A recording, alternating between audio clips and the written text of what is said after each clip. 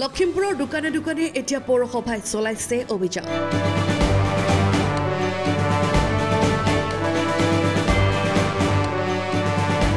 বস্তাই বস্তাই জব্দ কৰিছে প্লাষ্টিকৰ সামগ্ৰী।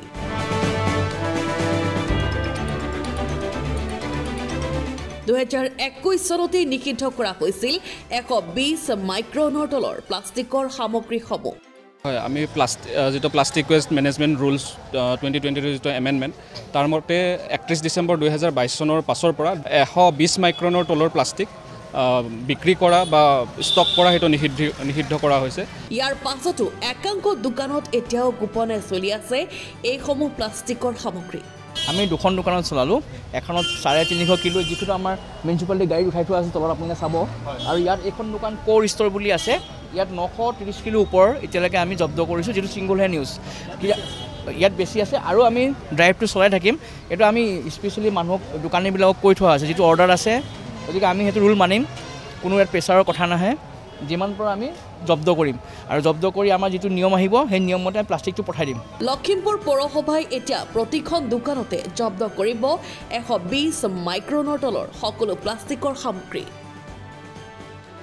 গতিকে সেই মৰ্মে আমি যিখিনি লখিমপুৰ টাউনৰ আমি আজি ড্ৰাইভ চলাই আছোঁ মিউনিচিপালিটিৰ ফালৰ পৰা, যাতে আমি এই 120 মাইক্ৰনৰ তলৰ যিমান প্লাষ্টিক আছে আমি সেইটো বৰ্তমান জব্দ কৰি আছোঁ। আইন উলংঘা কৰি এতিয়া প্লাষ্টিকৰ সামগ্ৰী বিক্ৰী কৰি থকা ব্যৱসায়ীসকলে বিহিব লাগিব জৰিমনা। সেইখিনি আমাৰ সলিড ওয়েষ্ট মেনেজমেন্ট ৰুলছ বা প্লাষ্টিক মেনেজমেন্ট যিখিনি ৰুলছ আছে তাৰ মতে আমি যি ব্যৱস্থা ল'ব লাগে আমি সেই মতে এইখিনি ব্যৱস্থা লোৱা যাব।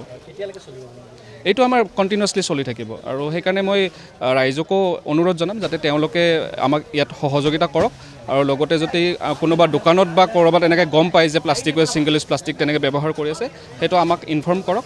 এইটো আমি মিউনিচিপালিটিৰ ফালৰ পৰা এইটো আমি এছুৰেঞ্চ দিছোঁ যে সেই একশ্যন লোৱা হ'ব তেওঁলোকৰ, য'তে এইটো দেখোঁ তেওঁলোকক আমাৰ যি নিয়ম আছে সেই ৰুলছ মতে যিমান ফাইন হয় সেই ফাইন দিয়া হ'ব আৰু তেওঁলোকক ষ্ট্ৰিক্টলি ৱাৰ্ণিং দিয়া হ'ব।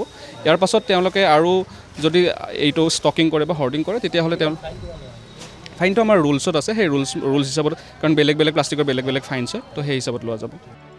Bureau' report, Lakhimpur today.